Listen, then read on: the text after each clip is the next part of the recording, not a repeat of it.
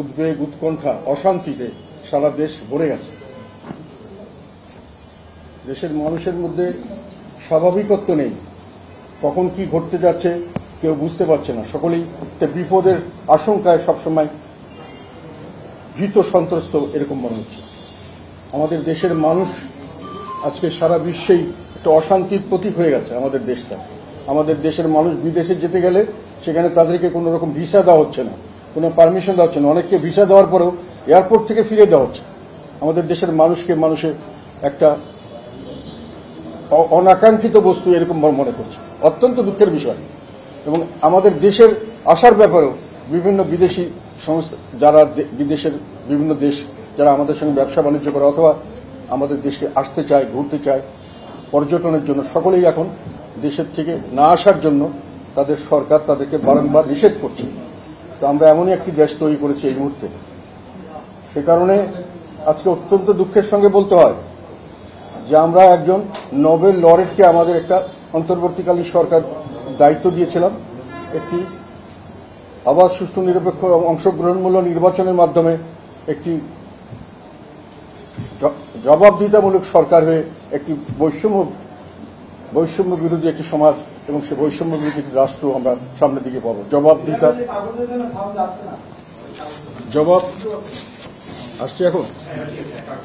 জবাবদিহিতা স্ট্যাবলিশড হবে, নির্বাচনগুলি সুষ্ঠু হবে, এই আমাদের একটা প্রত্যাশা ছিল। এবং এই প্রত্যাশার করার পরে ওনাকে যে দায়িত্ব দিয়েছিলাম, আজকে অত্যন্ত দুঃখের সঙ্গে বলতে হয় যে সার্বিকভাবে ওনাদের বর্তমান অন্তর্বর্তীকালীন সরকারের ব্যর্থতার কারণে দেশ আজকে এই এমন একটি অশান্তির পরিবেশ সৃষ্টি হয়েছে যে শান্তিতে যেমন নোবেল পুরস্কার দেওয়া হয়, সেরকম যদি অশান্তিতে কোনো নোবেল পুরস্কার বা ওই ধরনের কোনো পুরস্কারের ব্যবস্থা থাকতো তাহলে হয়তো আমাদের দেশ অশান্তিতে নোবেল পুরস্কার বা ওই ধরনের কোনো পুরস্কারের জন্য প্রতিযোগিতা করতে পারত। এরকম একটি পরিবেশ আমরা সৃষ্টি করেছি। এগুলোর প্রত্যেকটার পিছনে অনেক ধরনের কারণ আছে এবং এই কারণগুলি আমি মনে করি দায় দায়িত্ব সম্পূর্ণভাবে বর্তমান অন্তর্বর্তীকালীন সরকারের। তার আগে আমাদের এই গত 11 তারিখের আমাদের পার্টি অফিসের সামনে আমরা একটা কর্মী সমাবেশ আহ্বান করেছিলাম এবং আপনাদের সবাইকে আমরা এটা জানিয়েছিলাম। আমরা যারা কর্তৃপক্ষ তাদের কাছে এই বিষয়ে অবহিত করেছিলাম যে আমরা এরকম একটি সভা করব। আমরা আগেও এরকম করেছিলাম, কর্মী সম্মেলন করতে চাচ্ছিলাম, যেহেতু দেশের সার্বিক পরিস্থিতি নিয়ে আমাদের নেতাকর্মীরা বিভিন্নভাবে বিভ্রান্ত হচ্ছে এবং ওনারা চাচ্ছেন যে এই ব্যাপারে আমাদের সঙ্গে তাদের একটা মতবিনিময় করবেন এবং আমরাও তাদেরকে একটা দিক নির্দেশনা দিব। এই উদ্দেশ্য নিয়েই আমরা তাদেরকে এখানে ডেকেছি। আমরা কোনো হল ভাড়া করতে গেলে সেখানে হল ভাড়া পাওয়া যাচ্ছে না, নানান ধরনের টালবাহানা অথবা আমাদের উপরে নানান পুলিশ বা যারা কর্তৃপক্ষ যাদের মালিক তাদের উপর চাপ সৃষ্টি করে আমাদেরকে দেওয়া হচ্ছে না। সরকারকে বারংবার জানানোর পরে আমরা পাচ্ছি না। কারণে আমরা আমাদের পার্টি অফিসের সামনেই সবসময় এই ধরনের সমাবেশগুলি করছি। এটা একটু বৃহত্তর আকারে, তারপরেও আমরা পার্টি অফিসের সামনে ছাড়া অন্য কোনো জায়গায় করার মতো সুযোগ পাইনি। সেই জন্যই আমাদেরকে এখানে করতে হয়েছে এবং সেটা আমি ওনাদেরকে জানিয়েছি কর্তৃপক্ষ যে আমরা করব একেবারে শান্তিপূর্ণভাবে কিছুক্ষণ সময়ের জন্য এটা আমরা, এবং ওনারা আগেও আমাদের অনুমতি দিয়েছে, আগে আমরা করেছি, এখনো ওই হিসাবে আমরা করতে এসেছি এবং আমরা একেবারে শান্তিপূর্ণভাবে এই সমাবেশটি হচ্ছিল কর্মী সভা। আমাদের সমস্ত ডিস্ট্রিক্ট থেকে, বাংলাদেশ সমস্ত ডিস্ট্রিক্ট কমিটি থেকে লোক এখানে এসেছিলেন স্বতঃস্ফূর্তভাবে, অত্যন্ত উৎসাহ উদ্দীপনার সঙ্গে, এবং তারা জাতীয় পার্টির রাজনীতি নিয়ে এবং তাদের মতামত নিয়ে আমাদের সামনে পেশ করছিলেন, আমাদের দিক নির্দেশনা আশা করছিলেন, সামনে আমরা কি করবো এই পরিস্থিতিতে, কোথায় যাব সেগুলো নিয়ে তারা আলাপ আলোচনা করার সুযোগ নিচ্ছিলেন।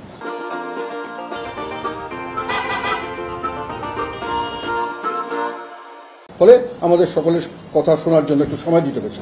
ইতিমধ্যে হঠাৎ করে পুলিশের থেকে আমাদেরকে ওয়ার্নিং দেওয়া হলো যে আপনারা এখনই শেষ করতে হবে, এখনই শেষ করতে হবে।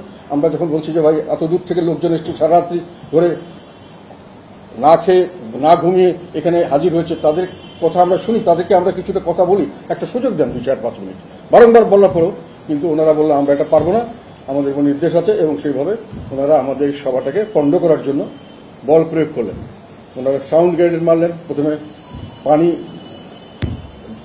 জল কামান দিয়ে পানি মারলেন, তারপরে সাউন্ড গ্রেনেড, পরবর্তীকালে লাঠিচার্জ করলেন, তারপরে রাবার বুলেট মারলেন, টিয়ার গ্যাস মারলেন।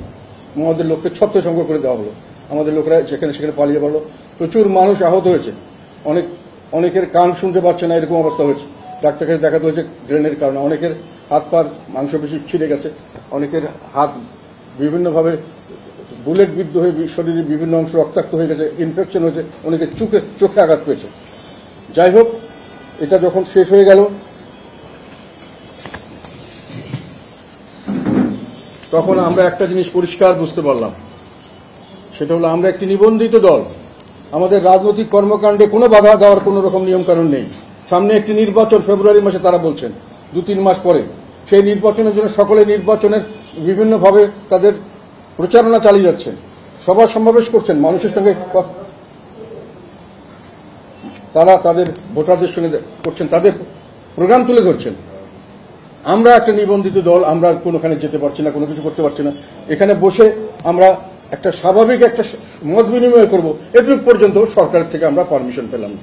তাহলে সরকার নিজের থেকেই ঘোষণা দিয়ে একটা সার্টিফিকেট দিলেন যে বর্তমান সরকার নিরপেক্ষ নন। সকল দলের অংশগ্রহণ, বিশেষ করে নিবন্ধিত এবং যার কোনো ব্যারিয়ার নেই এখন রাজনীতি, তাকেও তারা রাজনীতিতে আমাদের করতে দিতে বাধাগ্রস্ত করছেন। এই সরকার এইটি তারা সার্টিফিকেট দিয়ে দেশে বিদেশে প্রচার জানিয়ে দিলেন যে সরকারি বাহিনী কর্তৃক একটি নিবন্ধিত দলের একটি নিয়মতান্ত্রিক মত বিনিময় সভায় তাদের হামলা করে সেটাকে পণ্ড করে দেওয়া হলো। ভবিষ্যতে তারা নির্বাচনে আসার কথা, সেই নির্বাচন আমরা কিভাবে করবে, তার জন্য লেভেল প্লেইং ফিল্ড কি করা হবে, এটা ওনাদের এই কাজকর্মে আমরা স্পষ্টভাবে বুঝতে পারলাম। সেটা হলো এক কথা। তার মানে এই বর্তমান সরকার, অন্তর্বর্তীকালীন সরকার যে জন্য করা হয়েছিল যে অবাধ, সুষ্ঠু, নিরপেক্ষ এবং অন্তর্ভুক্তিমূলক একটি নির্বাচন দেবে, সেখানে লেভেল প্লেইং ফিল্ড করা হবে, সেই লেভেল প্লেইং ফিল্ড করতে ওনারা ব্যর্থ হলেন এবং ঘোষণা দিয়েই তাদের সব বাহিনী দিয়ে তারা এটাকে বানচাল করে প্রমাণ করলেন যে তারা নিরপেক্ষ নন এবং তারা লেভেল প্লেইং ফিল্ড দিতে তারা রাজি নন।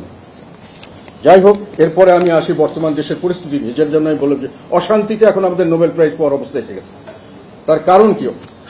সমস্যা বললে শেষ করা যায় না, এবং সমস্যা কোনটা আগে বলবো কোনটা পরে বলবো।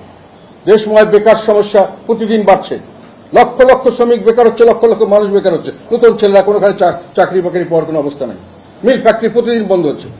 কয়েকদিন আগে বিজিএমএ থেকে বলছে 182টি মিল ফ্যাক্টরি তাদের হিসাব মতো 1 বছরে বন্ধ হয়ে গেছে, 1,08,000-এর মতো তাদের হিসাব মতো বন্ধ হয়ে গেছে।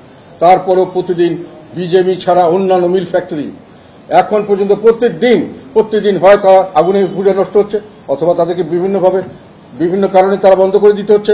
ব্যাংকের সহযোগিতা পাচ্ছে না, পোর্টের নানান সমস্যা দেখা যাচ্ছে, এক্সপোর্ট ইম্পোর্ট করতে পারছে না। প্রতিদিন আমাদের এই প্রোডাকশন ইউনিটগুলি বন্ধ হয়ে যাচ্ছে, এবং এটা দুর্ভাগ্যজনক হলেও সত্য যে এখান থেকে এই জিনিসটা শুরু করেছিলেন আমাদের বর্তমান সরকারি।